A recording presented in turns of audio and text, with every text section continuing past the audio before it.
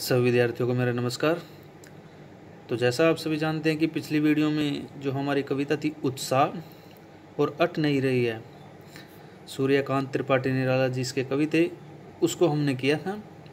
तो आज की वीडियो में हम जो हमारी कविता है यह है दंतुरित मुस्कान और इसके कवि हैं नागार्जुन जी। तो इसको पढ़ेंगे, प्रारंभ करते हैं।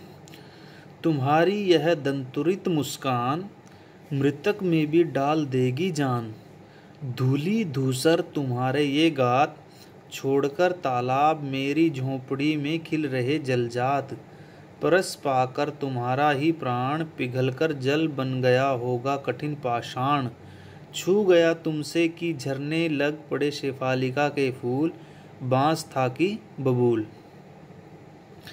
तो देखिए, दंतुरित होता है जब बच्चों के नए दांत आते हैं, मृतक होता है मरा हुआ, और जान होता है जीवन, जीवित कर देना। धूली धूसर होता है धूल या मिट्टी से सना हुआ, गात होता है शरीर, जलजात होता है कमल का फूल, और परस होता है स्पर्श छूना, कठिन पाषाण होता है कठोर पत्थर। तो तुम्हारी यह दंतुरित मुस्कान, कवि जो एक छोटा सा बालक है उसको संबोधित करते हुए कहता है कि तुम्हारे अर्थात मुस्कुराते हुए बच्चे को देखकर कहता है कि तुम्हारी यह जो मनमोहक, मन को मोहने वाली है, मन को आकर्षित करने वाली है मुस्कान, कि वह इतनी सुंदर है, इतनी अच्छी है कि वह मृतक होता है मुर्दे के अंदर भी जान डाल देती है, अर्थात उसे जीवित कर देगी। धूली दूसर तुम्हारे ये गात, छोड़कर तालाब मेरी झोंपड़ी में खिल रहे जलजात, अर्थात तुम्हारा यदि कोई जीवन से निराश हुआ व्यक्ति है, अपने जीवन से हार चुका व्यक्ति है, तो वह तुम्हारी अगर हंसी को, इस मुस्कान को देख ले तो वह भी प्रसन्नचित हो उठे। तो कवि कहता है कि धूली दूसर तुम्हारे ये गात, अर्थात धूल से, मिट्टी से सने हुए यह तुम्हारे गात, तुम्हारा जो शरीर है, ऐसा लग रहा है कि जैसे कमल के जो पुष्प हैं वो तालाब को छोड़ करके और मेरी झोंपड़ी में, मेरे घर में खिल रहे हैं। परस पाकर तुम्हारा ही प्राण, प्रास होता है स्पर्श, अर्थात परस पाकर तुम्हारा ही प्राण पिघलकर जल बन गया होगा कठिन पाषाण।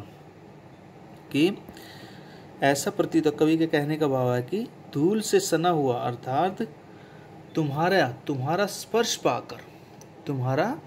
पाकर प्राणवान ऐसे सुंदर हो कि तुम्हें ही छूकर ये जो कठोर पत्थर की चट्टानें हैं जल की धारा के रूप में परिवर्तित या बहने लगी हों। छू गया कि तुमसे झरने लग पड़े शेफालिका के फूल, बांस था कि बबूल।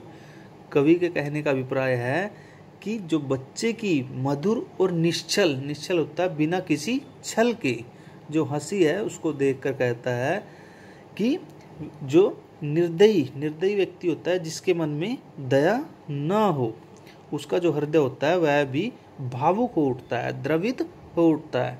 अर्थात इस शिशु के सामने चाहे बांस का पेड़ हो या बबूल का वृक्ष, शेफालिका के फूल बरसाने लगता है, अर्थात शेफालिका के फूल के समान पुष्प बरसाने लगता है। तो कहने का भाव है कि बच्चे की मुस्कान के सामने बुरे से बुरा जो व्यक्ति होता है वह भी सरस बन जाता है, एक क्षण के लिए वह भी अपनी बुराई त्याग कर मुस्कुराने लग जाता है। अगला पद,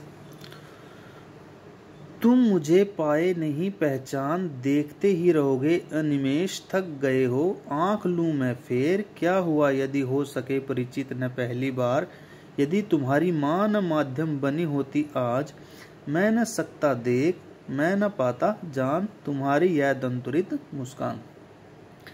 कवि अपने बच्चे को संबोधित करते हुए कहता है कि तुम मुझे पाए नहीं पहचान, अर्थात कवि जो है वो एक लंबे समय तक चिर प्रवासी रहा है, अपने घर से दूर रहा है। तो वह कहता है कि तुम मुझे पाए नहीं पहचान, तुम मुझे पहचान नहीं पाए, देखते ही रहोगे अनिमेष। अनिमेष का अर्थ होता है लगातार, निरंतर, बिना पलक झपकाए। कि इसलिए तुम मुझे लगातार या निरंतर देख रहे हो। थक गए हो आंख लूं मैं फिर, अर्थात तुम मुझे देखते देखते ऐसा प्रतीत हो रहा है कि तुम थक गए हो, इसलिए मैं अपनी आंखें तुम्हारी ओर से हटा लूं, एक और फेर लूं। क्या हुआ यदि हो सके परिचित न पहली बार, यदि तुम्हारी माँ न माध्यम बनी होती आज। अर्थात कि क्या हुआ यदि हम एक दूसरे को नहीं पहचान पाए, यदि तुम्हारी माँ न माध्यम बनी होती आज। अर्थात हमारे और तुम्हारे बीच में माध्यम कौन है कि तुम्हारी माँ। मैं न सकता देख, मैं न पाता जान। अर्थात मैं तुम्हें, अगर तुम्हारी माता नहीं होती तो मैं तुम्हें नहीं देख सकता और नहीं तुम्हें जान पाता। तुम्हारी यह दंतुरित मुस्कान, तुम्हारी यह जो सुंदर सी मुस्कान है, उसको मैं कभी भी देख नहीं पाता।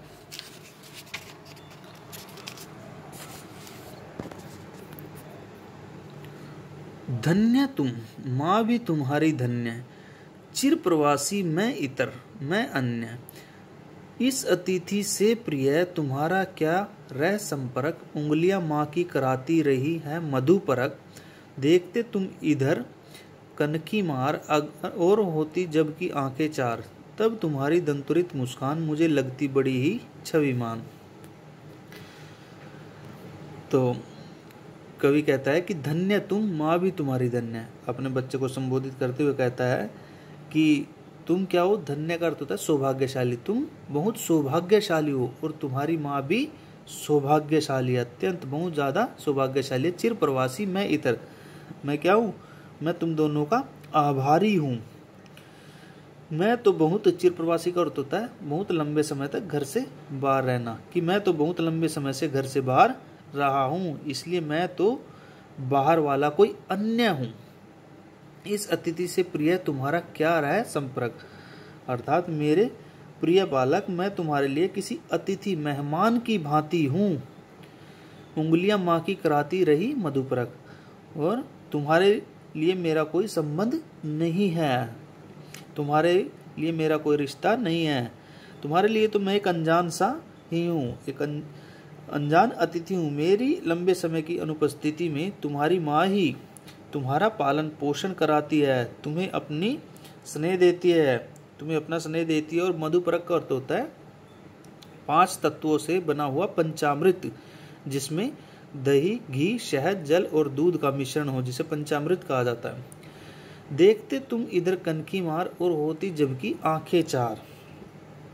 कवि कहता है कि तुम मेरी ओर बड़ी हैरानी से, कनकी तुम मेरी ओर बड़ी हैरानी से, कनखियों तिरछी नजर से देख रहे थे।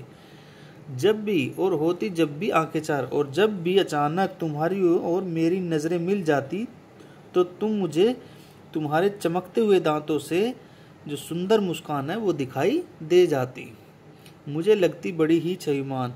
वास्तव में मुझे तुम्हारी जो दूधिया दांतों से सजी हुई मुस्कान है बहुत ही सुंदर लगती है, बहुत ही अच्छी लगती है। मैं तुम्हारी इस निश्चल मुस्कान पर मुग्ध हूँ। इस निश्चल होता है बिना किसी छल के, बिना किसी छल कपट के, धोखे से, इस मुस्कान पर मुग्ध हूँ, आसक्त हूँ, आकर्षित हूँ। तो ये कविता थी। आगे का जो भाग है एक दूसरी कविता है जिसके 2 पद्य हैं, फसल, वो हम अगले वीडियो में करेंगे। तो सभी विद्यार्थी इसको एक बार अच्छे से याद करेंगे। धन्यवाद।